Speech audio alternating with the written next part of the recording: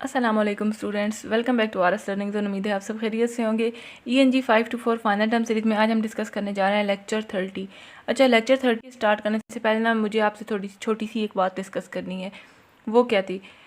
आपने मुझे ना कुछ बच्चों ने कहा है कि लेक्चर लंबे हैं, तो आपको ये तो बात पता है कि आपकी ENG 5 to 4 की जो हैंडआउट्स है ना, ये बुक की पूरी काफ़ी अजीब सी है। तो अब लेक्चर तो इसके लंबे होंगे। अब ये एक ऑप्शन है कि मैं आपको सिर्फ हाईलाइटेड ही जो है वही पढ़ाती चली जाऊँ, तो उसका ये नुकसान होगा कि VU वाले ने तो आपको हाईलाइट करके दिए नहीं। अगर वो हाईलाइट करके देते तो फिर भी था।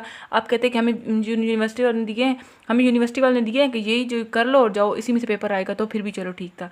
अब जो दरमियान में चीज़ें अब वो भी तो करने वाली हैं। आपके हैंडआउट्स में से पेपर आता है, आपकी ब्लैंक्स हैंडआउट्स में से आती हैं, ट्रू फॉल्स हैंडआउट्स में से आते हैं। जो अगर वैसे क्वेश्चन आ जाए तो वो भी तो हैंडआउट्स में से ही आने हैं। जो हाईलाइटेड किए हुए थे ना बच्चों, ये वो चीज़ें होती हैं कि जो हमारे साथ ना जो बच्चे पेपर शेयर करते हैं कि ये चीज़ हमारी आई है, इस टॉपिक में से हमारे आए हैं। जिस मतलब किसी का अगर एक मरतबा भी आया हुआ है तो वो हाईलाइट कर दी जाता है कि हाँ चलो क्या पता किसी और बच्चे का भी आ जाए। लेकिन ENG 5 to 4 ऐसी है ना कि हर बच्चे के पास एक नया ही आ रहा होता है। कम ही चांसेस है कि किसी बच्चे के पास वही टॉपिक रिपीट हो जाए कि ब्लैंक्स आ रही हैं या ट्रू फॉल्स आ रहे हैं। तो अब ना हम अपनी मेन बात पे आते हैं कि क्या थी। अब जो मैं आपके साथ लेक्चर शेयर करती हूँ ENG 5 to 4, जैसे अब लेक्चर नंबर 30 है, मेरी ये कोशिश होती है कि जो यहाँ पर लिखा हुआ है ना, जो इसका अब हाईलाइटेड जो दरमियान में, अब ये देखें, अब ये दरमियान में अंडरलाइन है वर्ड, अब मैं यहीं से पढ़ाना शुरू कर दूँ कि गिनाइन और नॉन गिनाइन है जी, इसका मतलब क्या है। जब आपको पता ही नहीं है कि हम किस बारे में बात कर रहे हैं, किसके लिए ये वर्ड यूज़ किए गए हैं, तो फिर क्या फ़ायदा। जब आप फील्ड्स और नॉन फील्ड्स का कर दो, जब आपको सियाको सवाल की चीज़ का नहीं पता तो आप वो कैसे करेंगे। अब लेक्चर तो लंबे होंगे, मैं कोशिश चलो करूँगी कि मैं छोटे से लेक्चर छोटे करूँ, लेकिन जितने भी छोटे कर लूँ ना तो 15-16 या 12 मिनट इतने का तो ENG 5 to 4 ने होना ही होना है। अब ये है कि इसका फ़ायदा ये है कि अगर मैं आपको समझा रही हूँ, आप एक मरतबा सुन रहे हैं, आपने एक मरतबा भी सुनी है, लेकिन बाद में अगर बेशक आप हाईलाइटेड पॉइंट्स ही देख लेते हैं, हाईलाइटेड पॉइंट्स को ही अच्छे से पढ़ लेते हैं, तो ये होगा ना कि जब आप पेपर दे रहे हैं तो अल्लाह करे कि आपको वही चीज़ें आएँ जो आपने पढ़ी हुई हों, आमीन। जो आपके पास हाईलाइटेड होते हैं, जो चीज़ भी आपने पढ़ी होती है वही आपके पेपर में आए। लेकिन फिर भी ये है ना कि अगर कुछ ऐसा आ जाता है, कुछ ट्रू फॉल्स आ जाते हैं, तो आपके दिमाग में आ जाएगा कि हाँ चलो मैंने वो कंसेप्ट वहाँ पे पढ़ा था, वो वाली चीज़ थी, तो यहाँ पे ये ट्रू फॉल्स हैं तो ठीक है। अब कुछ बच्चे हैं जो ना तुक्के लगा के आ जाते हैं ट्रू, और फिर मज़े की बात ये है कि उनकी ठीक भी हो जाते हैं। तो चलो ये काम भी सही है, लेकिन आपको पता तो होगा ना। आप अगर टाइम लगा रहे हो, जहाँ पे आप वीडियो देख रहे हो, तो जहाँ पे 8 मिनट की देखनी है वहाँ पे 15 मिनट की देख लें, तो आसानी हो जाएगी, जो सारे कॉन्सेप्ट है वो क्लियर हो जाएंगे। और मैं कोशिश करती हूँ कि जो भी आपके, अब जैसे ये टॉपिक 1 है, तो इसमें कोई भी ऐसा इंपॉर्टेंट वर्ड है ना, तो उसका कॉन्सेप्ट मैं क्लियर कर दूँ। और एक और बात, अब चलो जो लेक्चर है वो अब लंबे हैं। अब इसमें ना मैंने आप लोगों की आसानी के लिए ना हर वीडियो में एक चैप्टर सीरीज़ वाला ऑप्शन है वो यूज़ किया, वो फीचर यूज़ किया है। अब वो क्या, वो आपको कहाँ से मिलेगा, मैं ना यहाँ पर आपके साथ एक स्क्रीनशॉट भी अटैच कर दूँगी। जो हम वीडियो देख रहे होते हैं, अब कुछ बच्चों को तो पता होगा, लेकिन कुछ हैं जिनको नहीं पता। अब जो आप वीडियो देख रहे हैं उसका टाइटल लिखा हुआ है, उसके टाइटल के नीचे ना मोर लिखा हुआ है। आप उस मोर पे क्लिक करेंगे ना, तो आप जैसे स्क्रॉल करेंगे नीचे, आपकी जो वीडियो चल रही है ना, उसी वीडियो के ही नीचे आपके वही उसी वीडियो के पार्ट हैं, वो आपको शो होंगे। अब पहला होगा इंट्रो वाला, फिर टॉपिक 1 कहाँ से शुरू हो रहा है, टॉपिक 2 कहाँ से शुरू हो रहा है, टॉपिक 3 कंक्लूजन वाला कौन सा है, जहाँ पे मैं एंड पे लास्ट क्वेश्चन बताती हूँ वो कहाँ पर है, वो कहाँ से शुरू हो रहा है। तो वहाँ से आपको ये आसानी हो जाएगी ना कि पहली मरतबा तो चलो आप देख रहे हैं सारे, लेकिन अगर आप चलो पहली मरतबा भी आपने यही करना है कि हम थोड़ा सा देख लें कि मेन इस चैप्टर में है क्या चीज़, तो आप लास्ट वाला ही वो निकाल लो कि हाँ इसमें जो बता रही हैं टीचर के ये वाले इंपॉर्टेंट क्वेश्चन हैं या इस तरह से आ सकते हैं, तो हम वही देख लें, तो ये आपके लिए आसानी हो जाएगी। ठीक है, बस यही था। अगर आपने चैनल को सब्सक्राइब नहीं किया तो जल्दी से सब्सक्राइब कर दें। बच्चे जी, हम अपने टॉपिक की तरफ चलते हैं। Topic 1, violence against women. अब इसमें हमने क्या पढ़ना है, फेमिनिज्म एंड CDA। ये जो टॉपिक है ना, इसमें क्या है, ये टॉपिक फेमिनिस्ट डिस्कोर्स एनालिसिस का एक बहुत इंपॉर्टेंट हिस्सा है। अब यहाँ ये बताया गया है कि किस तरह से ना मीडिया और लीगल डिस्कोर्सेज जो हैं, यानी कि जो लीगल डिस्कोर्सेज यानी कि अखबार होगी, न्यूज़पेपर जैसे हो गया, कोर्ट वगैरह, वहाँ पर ना औरतों पर जो तशद्दुद है, तशद्दुद के हवाले से बात की जाती है, वो कैसी की जाती है, और उसमें जो सेक्सिज्म है ना वो किस तरह से छुपा हुआ होता है। अब यहाँ पर ना क्लार्क है स्कॉलर, उन्होंने क्या किया 1992 में, उन्होंने ना एक अखबार जो थी ना, ये UK की एक टेबलॉइड, उसमें लिखी ना एक न्यूज़ रिपोर्ट का एनालिसिस किया था। एनालिसिस क्या, तज्जिया किया था ना, और ये रिपोर्ट कौन सी थी, इस पर ना औरतों के साथ जो फिजिकल वायलेंस होता है उसकी थी। अब एनालिसिस के मेथड कौन से थे, देखें, यूजिंग नेमिंग एंड ट्रांसिटिविटी एनालिसिस। इनके एनालिसिस का मेथड था कि नेमिंग और ट्रांसिटिविटी। अब नेमिंग का मतलब क्या है कि ये कहना कि किस को किस नाम से बुलाया गया है, और ट्रांसिटिविटी का मतलब है कि जो है ना किस पे है अमल हो रहा है और जो किसने अमल किया है, ये ट्रांसिटिविटी है कि किस चीज़ पे अमल हो रहा है। जो अखबारों ने पढ़ी थी ना, जो वो एनालाइज कर रहे थे, उसमें क्या था कि जो जुमला है उसमें किस पे अमल हो रहा है, किस पे एक्शन हो रहा है और कौन है वो जो एक्शन कर रहा है। अब नेक्स्ट हम देखें her findings reveals a pattern of blame. अब यहाँ पर क्या था, अब इनकी फाइंडिंग्स क्या थी, इनने जो फाइंड किया उसमें क्या लिखा होता है, ये जो आपके पास आ रहा है ना, ये यही चीज़ लिखी हुई है। इनकी फाइंडिंग्स क्या थी कि जो विक्टिम्स है ना उसको ही जिम्मेदार ठहराना, जैसे विक्टिम पर जिम्मेदारी डाल दी जाती थी या किसी और औरत पर डाल दी जाती थी, जबकि जो असल क्रिमिनल है ना जो तशद्दुद करता था उसके लिए ना एक बहाना बना दिया जाता था, जैसे उस पर ना एक इल्ज़ाम को कम कर दिया जाता था। अब अगर आप एग्जाम्पल ले लें कि वो खुद पार्टी में गई थी या उसका ड्रेस ऐसा था, इस तरह के जो वर्ड्स हैं ना वो। अब हमारे पास यहाँ पर नेक्स्ट है कि जो विक्टिम्स की कैटेगरीज, जो दो कैटेगरीज बनाई गई थी, एक था गिनाइन और दूसरा है नॉन गिनाइन। अब इसमें क्या था, जो गिनाइन विक्टिम है ना वो था कि सेक्सुअली अनअवेलेबल, जो कि सेक्सुअली अनअवेलेबल होती थी, जैसे कि वाइफ, माँ हो गई या स्कूल गर्ल्स हो गई। और नॉन गिनाइन विक्टिम्स का मतलब होता है कि जैसे डाइवोर्स वूमेन हैं या जो ब्लॉन्ड वूमेन होती हैं, या आप कर लें कि जो होती हैं अनमैरिड होती हैं, इस तरह की, ठीक है। अब ये कैटेगरीज क्या थी, ये कैटेगरीज जो है ना ये पैट्रियार्की का रिफ्लेक्शन था। ये हम क्या पढ़ रहे हैं, जो इन्होंने की थी ना, क्लार्क ने जो एनालाइज किया था, वो एक न्यूज़ एनालाइज किया, न्यूज़ रिपोर्ट एनालाइज किया था, और वो किस चीज़ के बारे में थी, औरतों के साथ जो तशद्दुद होता है उस पर लिखी गई थी। और उन्होंने कौन से मेथड यूज़ किए थे, ये नेमिंग और ट्रांसिटिविटी का, कि किसको किस नाम से बुलाया जा रहा है और किस पर जो है ना वो कौन ये अमल कर रहा है, किस पर हो रहा है। फिर उन्होंने फाइंडिंग्स की, दो फाइंडिंग्स की, उनमें उनको क्या नज़र आया कि विक्टिम्स को ब्लेम किया जा रहा है, ना कि क्रिमिनल को। और उसके बाद क्या था कि वो जो दो वर्ड यूज़ किए थे, कैटेगरीज यूज़ की गई हैं, गिनाइन और नॉन गिनाइन। के गिनाइन विक्टिम्स वो हैं जो सेक्चुअली अनअवेलेबल हैं, और जो नॉन गिनाइन विक्टिम्स हैं वो कौन से हैं, जो कि हैं नॉन गिनाइन विक्टिम्स हैं अनमैरिड मदर हैं या डाइवोर्सेस और ब्लॉन्ड्स हैं, ठीक है। अब नेक्स्ट अगर हम यहाँ पर देख लें, एक वर्ड हमारे पास है फील्ड्स, ये भी अंडरलाइन ही है, fields where men who are involved in stranger attack और रिस्पेक्टेबल वुमेन। अब फील्ड्स और नॉन फील्ड्स ये क्या है, अब ये ना फील्ड्स वो जैसे कि वो मर्द जो रिस्पेक्टेबल औरतों पर हमला करते हैं तो वो फील्ड, जैसे दरिंदा या शैतान। नॉन फील्ड्स वो मर्द हैं जो कि वाइफ पर, या अब यहाँ पर एक वर्ड है ना कि जो कि आर वुमेन डीम्ड अवेलेबल, या अवेलेबल जो है ना उन पर जो हमला करता है। अब इन दोनों की भी ना अलग तरीके से शो किया गया था। फीड्स जो थे ना, जो कि दरिंदे और शैतान, जो कि रिस्पेक्टेबल औरतों पर हमला करते थे, उनको भी क्या, उनको बेचारा यानी कि अपने ट्रॉमा का शिकार क्या करना, उनको एक्सक्यूज दिया गया। दूसरे थे ये नॉन फीड्स, उनके साथ भी यही तरीका था। मतलब ये है कि चाहे जैसा भी कोई केस होना, मर्दों को जो है वो बेचारा ही बनाया गया इस मामले में, और औरतों पर जिम्मेदारी डाली गई कि ये तो इसकी ही गलती है। जी एरलिख की स्टडी कहती है, ये इसने क्या स्टडी किया था, इसने ना एक लीगल केस का डिस्कोर्स एनालाइज किया, जहाँ पे क्या था, जो एक मेल है ना वो डिफेंडेंट था और दो फीमेल्स थी वो कंप्लेनेंट थी, ठीक है। अब हमने पहले कौन सी पढ़ी थी, पहले हमने क्लार्क की पढ़ी थी, अब हम इसकी पढ़ रहे हैं। ये आपको चीज़ें याद होनी चाहिए, जबकि ब्लैक्स में आ सकती हैं, ट्रू फॉल्स में आ सकती हैं, लिखा वो नाम एल्ड्रिक का हो और ऊपर स्टडी वो क्लार्क की दी हुई। तो अब आपने सुन लिया ना कि क्लार्क ने क्या किया था, तो आपको बेसिक वर्ड भी याद होना कि नॉन फील्ड्स वाला क्लार्क की स्टडीज़ में आ रहा है। और अब अगला पढ़ना है तो इसमें भी जो अब कैनेडियन यूनिवर्सिटी वाला है तो ये एल्ड्रिच में आ रहा है, तो ये आपको चीज़ याद होगी, ठीक है। अब एल्ड्रिच ने क्या स्टडी किया, इसने ना कनाडा की एक यूनिवर्सिटी का केस था। एल्ड्रिच ने एक लीगल केस का डिस्कोर्स एनालिसिस किया था, और इसकी फाइंडिंग क्या थी ना, एल्ड्रिक जो हमने पढ़ना है, इसकी अब जो फाइंडिंग्स थी वो क्या थी। इसमें भी ये जो कोर्ट सिस्टम है ना उसमें भी मर्दों को सपोर्ट किया गया था। क्रॉस एग्जामिनेशन का पार्ट, यानी कि जो सवाल जवाब हुए थे ना उनमें भी कंप्लेनेंट्स जो थी, जो औरतें थी, उन पर ही शक किया गया था, और ऐसे कहा गया कि उसने ना रजिस्ट क्यों नहीं किया। यानी कोर्ट जो है ना उसने भी हर हाल में मर्द का ही साथ दिया, उसी को ही सपोर्ट किया। अब ये हम एल्ड्रिक की स्टडी पढ़ रहे हैं। टॉपिक 2 हमारे पास है new post feminist gender ideology. इसमें क्या है, अब जो ये टॉपिक है ना, ये फेमिनिस्ट FCDA का पार्ट है, फेमिनिस्ट क्रिटिकल डिस्कोर्स एनालिसिस का पार्ट है। इसमें ना उन नए फेमिनिस्ट कॉन्सेप्ट को समझा गया है जो आजकल मेन स्ट्रीम मीडिया और कंज्यूमर्स कल्चर्स के जरिए ना आम बन गए हैं, लेकिन असल में फेमिनिज्म की जो असल आइडियोलॉजी है ना उसको वो डिस्टोर्ट करते हैं, तोड़ मरोड़ कर देते हैं। Third line, community feminism by Goldman 1992। ये अब क्या चीज़ है, ये किसे कहते हैं। कॉमोडिटी फेमिनिज्म, ये टर्म इंट्रोड्यूस किसी हुई थी बाय गोल्डमैन 1992। ये अपने दिमाग में रखने, या कॉमोडिटी फेमिनिज्म टर्म किससे इंट्रोड्यूस हुई, बाय गोल्डमैन 1992। अब इसका मतलब है कि फेमिनिज्म को एक ऐसा प्रोडक्ट या ब्रांड या लाइफस्टाइल बना दिया गया जिससे ना कंपनीज और ब्रांड जो है वो वुमेन कंज्यूमर्स को अट्रैक्ट करने के लिए ना यूज़ करती थी। जो रियल फेमिनिस्ट गोल्स थे ना, जैसे सोशल जस्टिस, इक्वलिटी, इस तरह की जो है ना उसको साइड में रखकर सिर्फ चॉइस, फ्रीडम और सेल्फ इमेज को हाईलाइट किया जाता है। ये यहाँ पर चीज़ है। अब जो टैलबर्ट डिस्कस करते हैं this in the discourse of the national refer association, ये आपने वर्ड याद रखना है कि NRA का क्या है ये मुखफ़िफ, तो ये है नेशनल रिफर एसोसिएशन।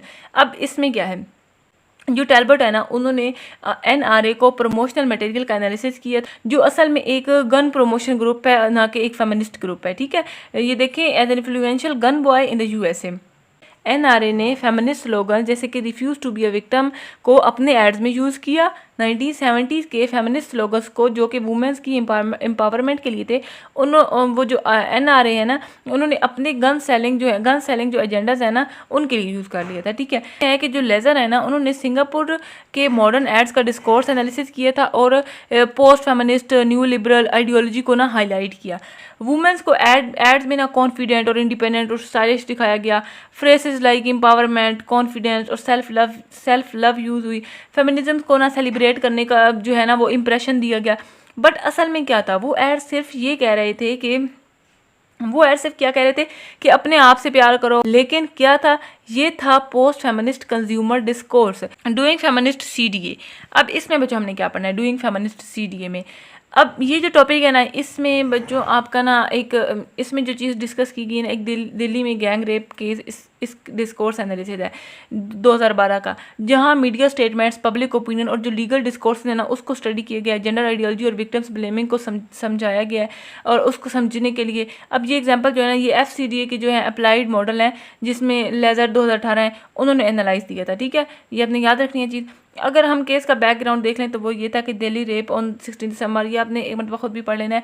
जो इंसिडेंट हुआ था ना ये 16 दिसंबर 2012 को एक 23 ईयर ओल्ड फिजियोथेरेपी स्टूडेंट थी जो कि गैंग रेप का शिकार बनाया गया था उसको। और अब इसमें क्या हुआ था कि जो विक्टिम थी ना वो 2 हफ्तों बाद ही जो इंजरीज की वजह से उस हॉस्पिटल में ही उसकी डेथ हो गई थी। फिर 2015 में क्या हुआ कि इंडियाज डॉटर डॉक्यूमेंट्री बनाई गई थी, जिसमें ना रेपिस्ट जो थे मुकेश सिंह, उसका इंटरव्यू भी था। और डॉक्यूमेंट्री को ना इंडिया में बैन कर दिया गया था because of offensive statement. Analysis के ना 2 मेन गोल्स थे। एक कौन सा था, एक गोल ये देखिए, 2 AIIMS in presenting the analysis of this material, ये वाली जो चीज़ अभी इसलिए। अब फर्स्ट क्या था, फर्स्ट तो ये था ना कि जो डोमिनेंट है ना, dominant gender and sexual ideologies at the work, जो dominant gender and sexual ideologies को अनपैक करना और उनका कल्चर के साथ ना क्या रिलेशन है ये देखना। और दूसरी था कि विक्टिम ब्लेमिंग, और यानी कि विक्टिम ब्लेमिंग को as a global discursive pattern समझना, जो कि कई कल्चर्स में ना एक जैसा होता है। विक्टिम ब्लेमिंग जो है वो किस तरह से होती है, विक्टिम ब्लेमिंग ये आपके पास इंपॉर्टेंट है, is the victim that associated with construction of respectability rooted in social and cultural norms. Victim blaming का ताल्लुक रिस्पेक्टेबिलिटी या डिसेंट गर्ल कॉन्सेप्ट से होता है, जो कि पैट्रियार्कल नॉर्म्स है ना उसके जरिए डिफाइन किया जाता है। अब यहाँ पर ना कुछ वर्ड फ्रेजेस वर्ड हैं, ड्रेस डिसेंटली या अ डिसेंट गर्ल, तो ये फ्रेजेस ना एक आइडियल वुमेन का मॉडल क्रिएट करता है। जहाँ अब यहाँ पर ना हमारे पास कुछ एग्जांपल्स दी हुई हैं, ऐसे नहीं द एग्जांपल्स बिलो, ये जो सारी आपके पास है ना, अगर मैं आपको शॉर्ट करके बताऊँ लंबा होता जा रहा है, लेकिन आप रिलैक्स होकर सुनते रहें, आपका कॉन्सेप्ट ही क्लियर हो रहा है ना, क्या हो रहा है, आपने लेक्चर तो सुनना ही है ना, अपने कॉन्सेप्ट के लिए सुनना है। कौन सा आपने टोटल पूरा करना है कि बस हमने ये हमारे पे आ जाए कि हमने शॉर्ट लेक्चर ले लिया था, आपने अपनी आसानी के लिए सुनना है। अब देखिए जो है ना lawyer of the rapist Sharma ये क्या कहते हैं, ये कहते हैं, इनकी स्टेटमेंट है कि we never allow our girls to come out after 6:30 with any unknown person. इसी तरह ना बाकी सबने भी अपनी अपनी एक राय दी थी, जो ये है। उसके बाद जो शीला है ये क्या कहते हैं कि all by herself till 3 AM, देखो one should not to be adventurous, इस तरह के। अब एनालिसिस इसका क्या हुआ था कि जो है ना कर्फ्यू आइडियोलॉजी, यानी कि पब्लिक स्पेस का जो है ना असेस वो जेंडर रेगुलेटेड है, और औरत अगर अकेली लेट नाइट होती है तो उससे फुलिश या एडवेंचरस कहा जाता है और इनडायरेक्टली ब्लेम भी किया जाता है। नेक्स्ट यहाँ पर है प्रीप्रेटर मिटिगेशन। इसमें क्या है, यानी कि जो मुजरिम है ना उसका कसूर ना थोड़ा कम कर देना। अब यहाँ पर क्या है हमारे पास कि जो रेपिस्ट की अकाउंटेबिलिटी है ना उसको कमज़ोर बनाया जाता है या एक्सक्यूज़ कर दिया जाता है, किस चीज़ से, बाय एक्ट्स को इंसिडेंट या ट्रेजिडी कहना, ना कि पावर और वायलेंस से। ठीक है, अब यहाँ पर जो हमारे पास फ्रेसेस यूज है ना कि हैं this incident happened, I can't say why this incident, इस तरह की। तो रेप को ना सेक्सुअल एक्ट कहना instead of violence act of control. अब हमारे पास है कंक्लूजन में ना 2 लेसन है हमारे पास। यहाँ पर 2 larger lesson from the particular case study Delhi case, इससे ना 2 लेसन आए थे। अब वो पहला कौन सा था, पहला ये था कि जो कि है ना देखिए, first emphasis the importance of adopting a transnational lens in the FCDA studies. यहाँ पर अब क्या है, एफसीडीओ को ना सिर्फ एक कल्चर या मुल्क तक लिमिटेड नहीं होना चाहिए, बल्कि ग्लोबल और जो है ना लोकल लेवल पे भी माइक्रो और मैक्रो लेवल पर भी डिस्कोर्स पैटर्न को देखना चाहिए, क्योंकि जो जेंडर आइडियोलॉजीज है ना वो हर जगह सिमिलर पैटर्न ही फॉलो करती हैं। और जो दिल्ली रेप केस था ना उसने दुनिया भर में ना अटेंशन लिया था, और ये कोई शॉकिंग एग्जाम्पल नहीं था, बल्कि ये एक सैड रियलिटी है जो कि सोसाइटीज़ में बार बार होती रहती है। यहाँ पे फिर हमारे पास कुछ है, देखें जो ये एक ऐसा वक्त था ना जब पावर और आइडियोलॉजी जो है उसके बारे में डिस्कोर्सेज का क्रिटिकल इनकोर्सेज जो एनालिसिस है वो पॉसिबल था, जैसे कि जेंडर, हेटेरोसेक्सुअलिटी, कल्चर, मॉडर्निटी और क्लास डिफरेंसेस वगैरह। जो बच्चों अब हमारे पास जो सेकंड लेसन है वो कौन सा है, उसमें हमारे पास लिखा हुआ है कि जो पावर डायनामिक्स और रेजिस्टेंस का ना साथ साथ होना। तो इन जो केसेस है ना इनके डिस्कोर्सेज में मल्टीपल लेवल ऑफ पावर्स काम कर रहे हैं, जैसे जिसे हम ऑर्डर ऑफ पावर कह के ना थ्योराइज कर सकते हैं। फेयर क्लॉ के ऑर्डर ऑफ जो पावर है, ऑर्डर ऑफ डिस्कोर्सेज हैं, उसका एक्सटेंशन जो है। अब यहाँ पर ना 2 लेवल ऑब्जर्व करते हैं। पहले लेवल में क्या था, discourses of Delhi rape could be describe as a pre feminist. उसके बाद हमारे पास यहाँ पे ये जो बैक लैश फॉल दी 1991 है, ये क्या है, जो लोग और सिस्टम जेंडर लिबरलाइजेशन से रेजिस्ट कर रहे हैं उनकी तरफ से एक रिएक्शन आया, like girls should not be out at night, western culture is spoiling girls. ये रेजिस्टेंस जो थी ये कल्चरल बाउंड्रीज और कल्चर रीइंफोर्स करता है। अब रॉय यहाँ पे क्या कहते हैं 2013 में, वो कहते हैं कि ये मूवमेंट जो है ये एक ट्रांसफॉर्मेटरी मूवमेंट था, अब जब नई जनरेशन ने रेप और जेंडर वायलेंसेस के खिलाफ आवाज़ उठाई। एफसीडीए को सिर्फ जो है ना ऑपरेशंस नहीं देखना, बल्कि रेजिस्टेंस और ट्रांसफॉर्मेशन को भी एनालाइज करना है। क्वेश्चंस की बात करें लेसन नंबर 30 में, तो इसमें हमारे पास जो क्वेश्चंस बने हैं ना, पहला टॉपिक वायलेंस अगेंस्ट वुमेन। अब यहाँ पर देखें तो न्यू डिस्कोर्सेज में विक्टिम ब्लेमिंग कैसी हुई थी, तो कैसे हुई थी, मीडिया रिपोर्ट्स में वुमेन्स को गिनाइन और या नॉन गिनाइन विक्टिम बनाया गया था, रिस्पेक्टेबल वुमेन को सिंपैथी मिलती थी, जबकि दूसरी वुमेन से उनको इनडायरेक्टली ब्लेम किया जाता था। ठीक है, अगर ट्रू फॉल्स आ जाए कि जो फील्ड्स टर्म है वो किसके लिए यूज़ होती है, जो ये नॉन फील्ड्स है तो वो किसके लिए यूज़ होती है, इस तरह के ट्रू फॉल्स आ सकते हैं। ठीक है, नेक्स्ट अगर यहाँ पर हम टॉपिक 2 की बात कर लें, new post feminist gender ideologies, तो इसमें हमारे पास क्या है कि जो है ना पोस्ट फेमिनिस्ट एडवर्टाइजिंग जो है वो किस तरह फेमिनिज्म को यूज़ करता है, तो ये फेमिनिज्म की जो लैंग्वेज है ना यूज़ करता है, यानी कि वुमेन्स को एम्पावर दिखाने के लिए, लेकिन असल में क्या होता है वही पुराने जेंडर रोल्स को ही प्रमोट करते हैं। और एनआरए क्या चीज़ है, एनआरए इसको आपने याद रखना है। और टॉपिक 3 पर है डूइंग फेमिनिस्ट सीडीए। अब इसमें क्या, इसमें है कि जो ये दिल्ली रेप केस से क्या रिवील हुआ एफसीडीए एनालिसिस में, तो इस केस ने ये जो केस है ये बताता है कि कैसे जो विक्टिम्स है ना उनको ब्लेम किया जाता है और रेपिस्ट के जो है ना उनका इल्ज़ाम कम कर दिया जाता है। ठीक है, और जो कि मतलब उनका इल्ज़ाम कम कर दिया जाता है थ्रू सॉफ्ट वर्ड, जैसे कि एक्सीडेंट या ट्रेजिडी के नाम से। फिर कंक्लूजन हमारे पास थी, कंक्लूजन में क्या है, विक्टिम ब्लेमिंग भी आपने कर लेना है। नेक्स्ट हमारे पास है ये स्टेटमेंट्स भी आपने कर लेनी है। कंक्लूजन में क्या है कि एफसीडी का जो मेन मकसद है वो क्या है कंक्लूजन के मुताबिक, तो जेंडर बेस्ड पावर डायनामिक्स को समझना और उन्हें चैलेंज करना, चाहे वो ट्रेडिशनल हो या पोस्ट फेमिनिस्ट डिस्कोर्सेज में छुपे हुए हो। ये हमने कंक्लूजन में हम जो इसकी छोटी सी एक समरी बनने कर लिया। ठीक है, तो ये था जी हमारा आज का lecture. I hope everything is clear now. मैंने कोशिश की है कि कोई भी ऐसी चीज़ रह ना जाए जो कि आपके पेपर में आए और आप कहें कि ये तो हमने पढ़ी हुई नहीं है या ये तो हमारे हैंड आउट से नहीं आ रही, क्योंकि बच्चों पेपर तो हैंड आउट से ही आता है, वो वही चीज़ होती है वही। अब यहाँ पर तो ये भी नहीं है कि वो कुछ और उठा के दे दें, उन्होंने यही पूछना है कि उस स्कॉलर ने क्या स्टडी किया था, कब किया था, कौन सा केस था, कौन सी यूनिवर्सिटी, अब इस तरह की चीज़ें उन्होंने पूछनी है। फाइंडिंग्स क्या थी, मतलब इतना मुश्किल आता नहीं है, अब की सीधी सीधी स्टेटमेंट्स क्या आती है। लेकिन अगर आ जाए कि अब लिखा हुआ हो कि जो वो था मतलब कि वो आपने जो क्लार्क की स्टडी पढ़ी थी, अब वहाँ पे उसकी फाइंडिंग्स लिखी हुई हैं, और अगर लिखा हुआ कि हाँ ये एल्ड्रिच की स्टडी है, तो अगर आपको याद है, आपने लेक्चर सुना हुआ है या आपने हैंडआउट्स पढ़े हुए, तो आपको पता होगा कि ये किस बंदे की स्टडी है, तो आपने फिर ट्रू कर देना है या फास्ट कर देना है। तो बच्चों that's it for today's lecture on lesson number 30। I hope everything is clear now. अगर फिर भी कोई कन्फ्यूजन हो तो आप कमेंट बॉक्स में पूछ सकते हैं, और कमेंट किया करें, वीडियो को शेयर किया करें, लाइक किया करें। ठीक है, और जी मिलते हैं नेक्स्ट वीडियो लेसन नंबर 31 के साथ। मुझे अपनी दुआ में याद रखिएगा और अपना ख्याल रखिएगा। अल्लाह हाफिज़।